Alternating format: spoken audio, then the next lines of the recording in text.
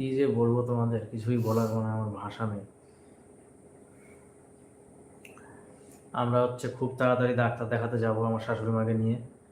আর সেটা এই কালকের দিনটা, খালি কালকের পরের দিন, মানে কী বার, কালকের পরের দিন পড়ছে শুক্রবার। আর শুক্রবারটা পার হয়ে গেলেই আমরা বলেছিলাম, বালুঘাটে বলে রেখেছিলাম যেখানে ডাক্তার দেখায় দেবব্রত মজুমদার, উনি আবার কলকাতা থেকে আসেন, মাসে 1-2 দিন আসেন।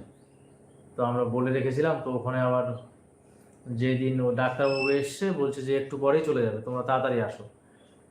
তো ওই মুহূর্তে আমার শাশুড়ি মা গেল না, তখন আবার বিকাল 4টা, ওই জন্য ডাক্তার দেখাতে নিয়ে যেতে পারলাম না।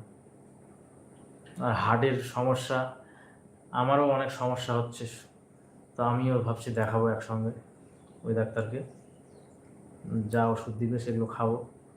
তো ডাক্তারবাবু কবে আবার আসবে এখনও কিছু বলেনি। আর আপাতত আমার শাশুড়ি মায়ের জন্য ওই তো মানে হার্টের ওষুধ, আর প্রতিদিন একটা করে আবার গ্যাসের ওষুধ খায়, আর একটা প্রেশারের ওষুধ খান, আর একটা থাইরয়েডের। না, থাইরয়েডের বাড়িতে আছে, খাই না। ও থাইরয়েডটা এখন একটু কমে গেছে একদম, ওই জন্য থাইরয়েডটা একটু মানা করেছে। আবার যখন বেশি হবে বা একটু বাড়লে তখন আবার খেতে হবে, ওটা টেস্ট হবে আবার কত কি, তার উপরে ডিপেন্ড করবে। ওইভাবে ডাক্তারবাবু বলেছে আর কি, সেই জন্য থাইরয়েডের ওষুধ মানে যখন কমে যায় তখন।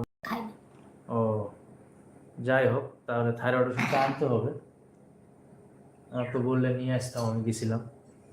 তো যাই হোক, নিয়ে আসবো। আর খুব সমস্যার মধ্যে দিয়ে আছি।